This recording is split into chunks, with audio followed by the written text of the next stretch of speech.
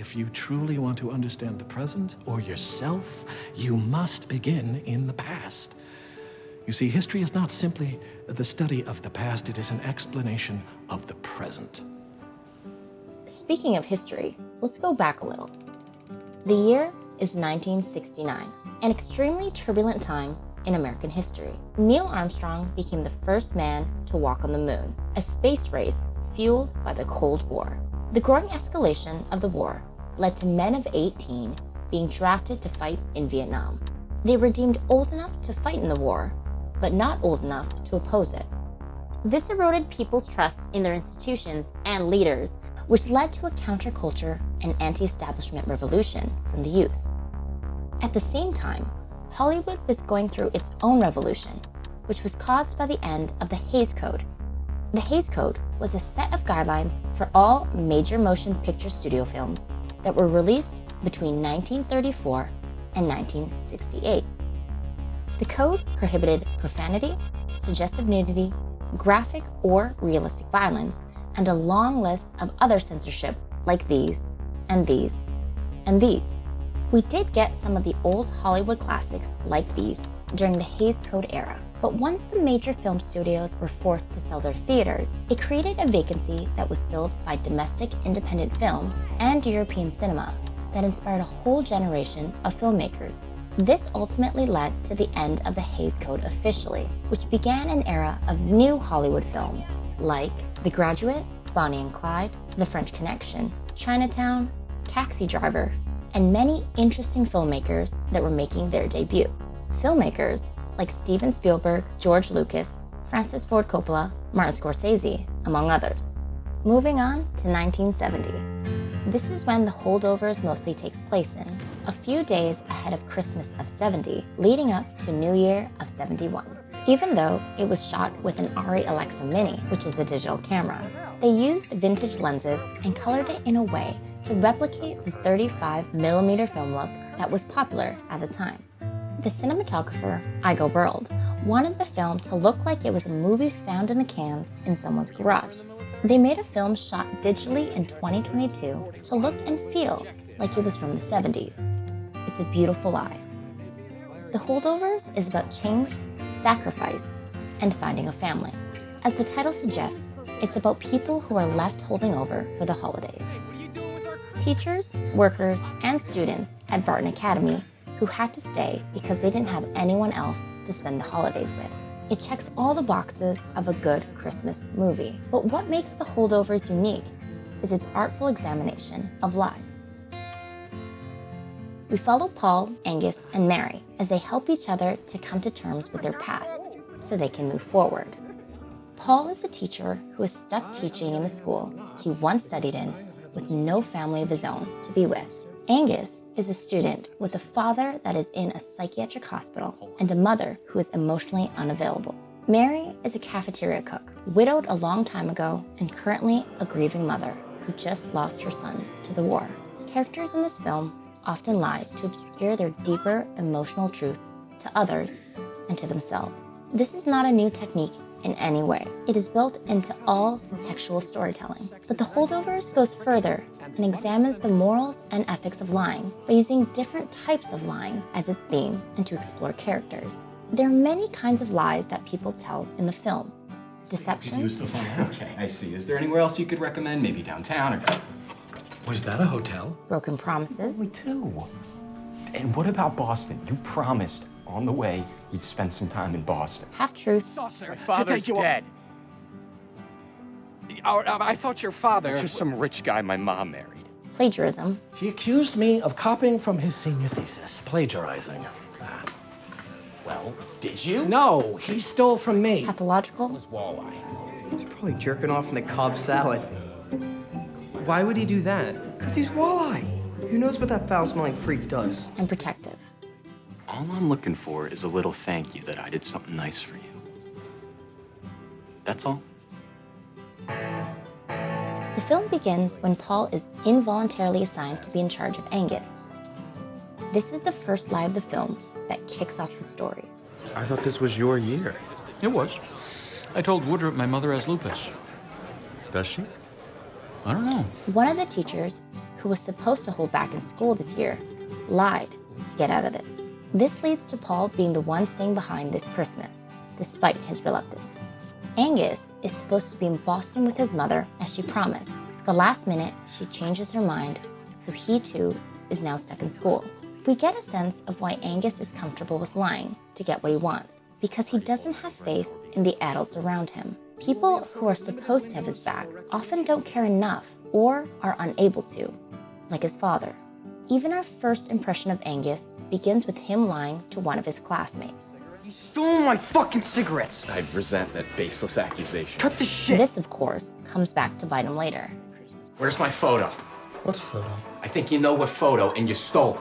I resent that baseless accusation. This is the consequence of deceiving someone for personal gain.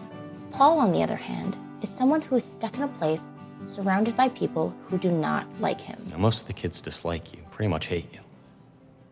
Teachers, too. You know that, right? He would rather be doing something else with his life, but he can't.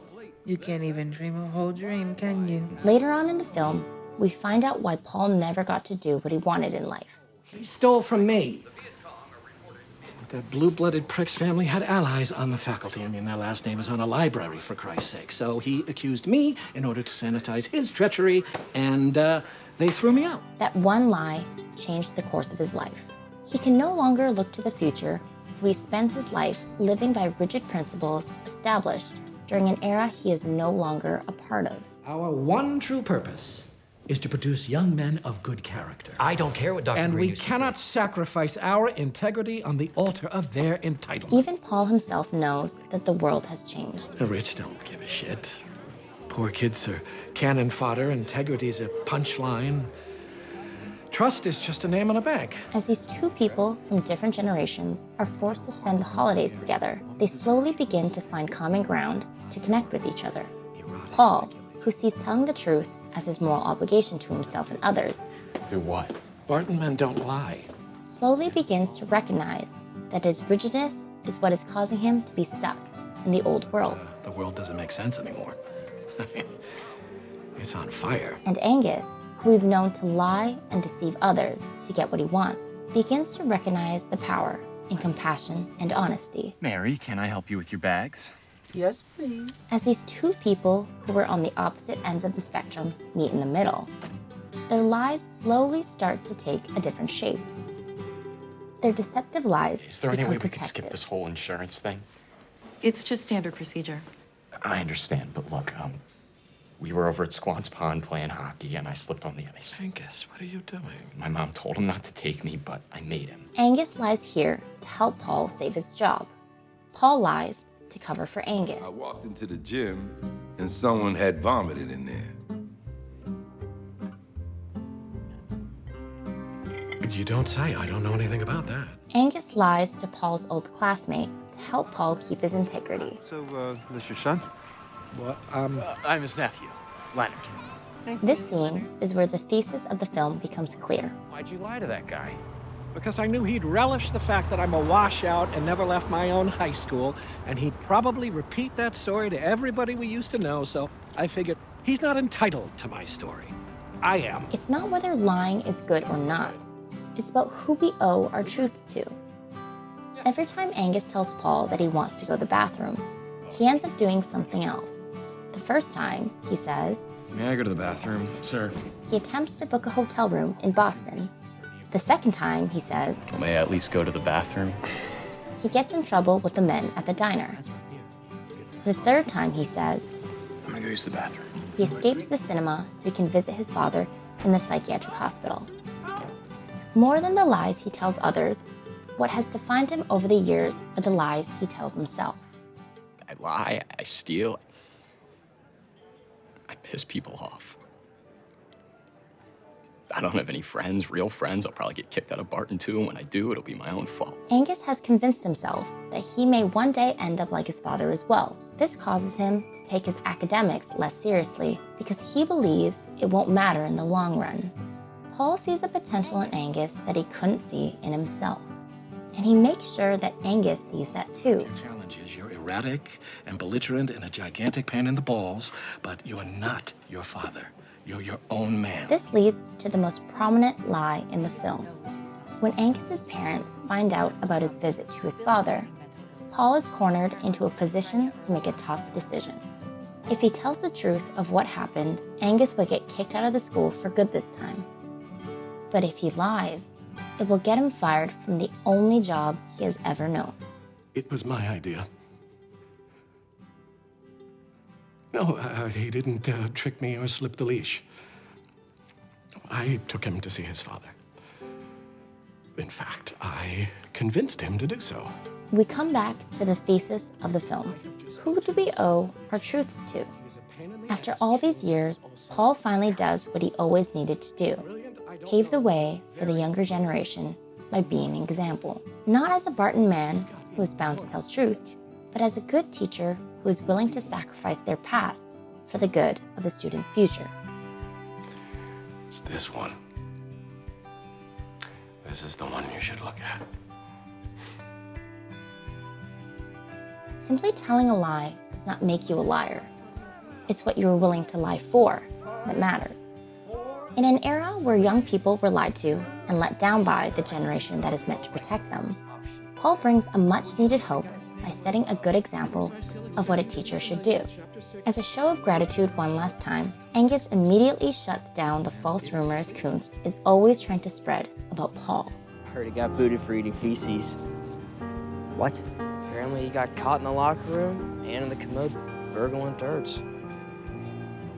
That's not what I heard. The 60s and 70s were turbulent times in American history.